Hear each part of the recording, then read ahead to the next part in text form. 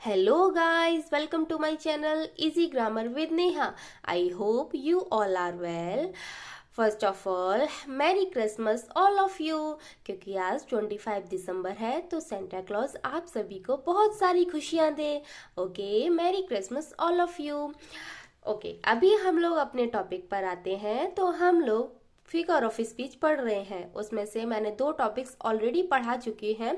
कौन कौन से? अलिट्रेशन एंड एनाफोरा, जो कि मैंने बहुत ही अच्छी एक्सप्लेनेशन और बहुत ही इजी वे में समझाने की कोशिश की है।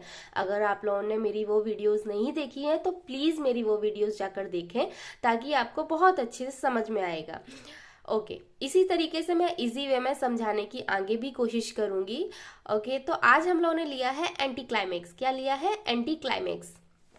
अभी मूवीज तो हम सभी देखते हैं ना, तो कोई कोई मूवी में हम लोग क्या बोलते हैं कि अभी इसमें क्लाइमेक्स है, बहुत अच्छा क्लाइमेक्स है। ये जो हम लोग आज फिगर ऑफ स्पीच पढ़ रहे हैं वो क्लाइमेक्स का अपोजिट है।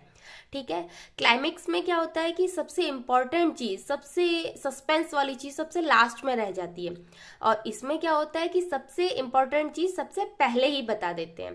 ठीक है, तो हम लोग डेफिनेशन देखेंगे, उसके बाद एग्जाम्पल देखेंगे, तो हमको बहुत अच्छे से समझ में आएगा। सबसे पहले हम लोग डेफिनेशन देखते हैं।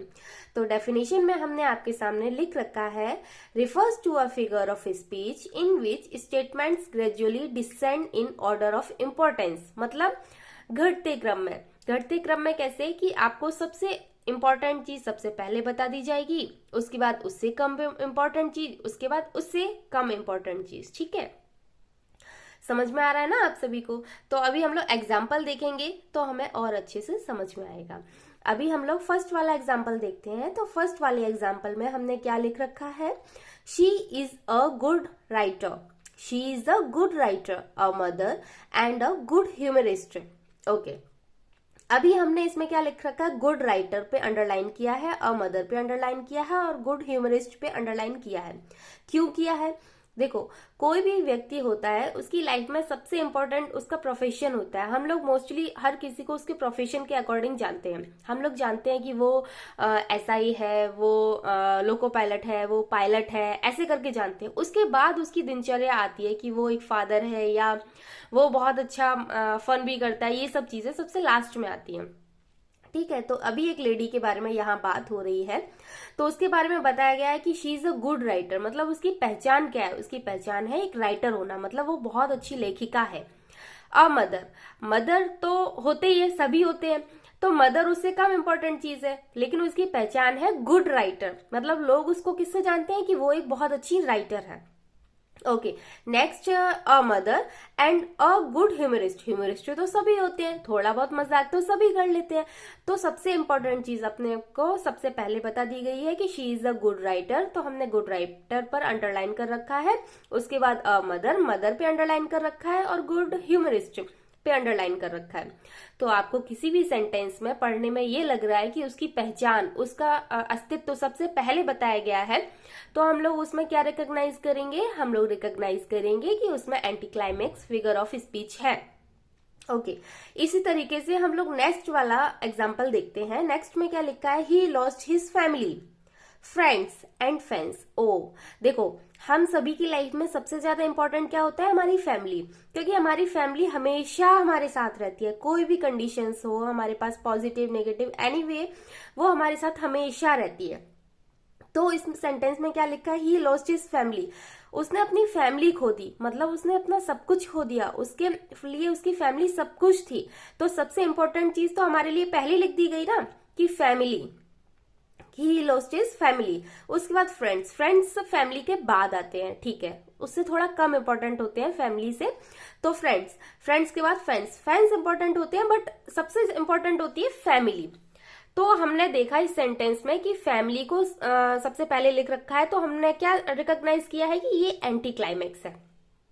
हमारे लिए सबसे इम्पोर्टेंट हमारी फैमिली होती है, उसके बाद हमारे फ्रेंड्स होते हैं, उसके बाद हमारे फैंस होते हैं। ओके, अगर यही होता ना, यही हम लोग पहले लिख देते फैंस, फ्रेंड्स और फैमिली, तो ये क्लाइमैक्स बन जाता। लेकिन क्लाइमैक्स भी मैं आपको नेक्स्ट वीडियो में पढ़ाऊंगी, तो आपको बहुत अच्छे से समझ में आएगा। अभी हम लोग पढ़ रहे हैं एंटी क्लाइमैक्स। बस हमको ये याद रखना है कि एंटी क्लाइमैक्स में सबसे इम्पोर्टेंट चीज पहले बताई जाती है, उससे कम इम्पोर्टेंट चीज, उससे कम इम्पोर्टेंट चीज बाद में बताती जाती है। ठीक है, नेक्स्ट क्या है? नेक्स्ट लिखा है he lost his life. Life क्या होता है? जब हम जिंदा ही नहीं रहेंगे तो हमारे पास बचेगा क्या? कुछ नहीं बचेगा ना। तो हमारे लिए हमारी लाइफ बहुत इंपॉर्टेंट है ना। तो ही लॉस्ट हिज लाइफ, उसने अपनी लाइफ खो दी, मतलब उसने अपनी लाइफ खो दी, उसके पास अब कुछ नहीं बचा है। ठीक है, 2 legs, अभी बता रहा है कोई बंदा कि उसने 2 legs भी खो दिए थे और 1 hands भी खो दिया था। अब ये 1 hand भी खो दिया था, तो उसकी क्या इंपॉर्टेंट रही जब उसकी लाइफ ही नहीं बची। तो हमारे पास सबसे पहले सेंटेंस में लिखा है ही लॉस्ट हिज लाइफ, उसने सबसे इंपॉर्टेंट चीज अपनी खो दी है। तो हमें सबसे समझ में आ रहा है कि सबसे इंपॉर्टेंट चीज लाइफ पहले लिखा है, तो हमें इसमें एंटी क्लाइमेक्स रिकॉग्नाइज करना है। और अगर ये क्वेश्चन, ये एग्जांपल किसी भी क्वेश्चन में आता है, किसी भी एग्जाम में आता है, तो हमें anti climax figure of speech पर टिक करना है। ओके, नेक्स्ट लिखा हुआ है आई डाई, आई फेंट, आई फॉल। मैं मरा, मैं बेहोश हुआ, मैं गिर गया। तो सबसे पहले सबसे इंपॉर्टेंट चीज तो क्या हो गई? मैं मर गया।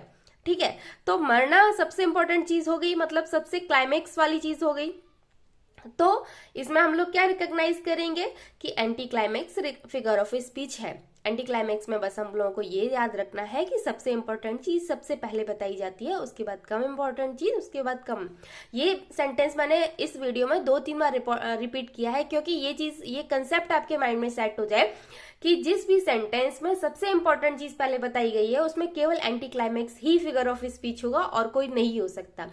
ओके, आई होप कि ये आपको बहुत अच्छे से समझ में आया होगा। Thank you for watching my video. Please subscribe my channel, please like my channel, please share my video. Okay, thank you, bye bye.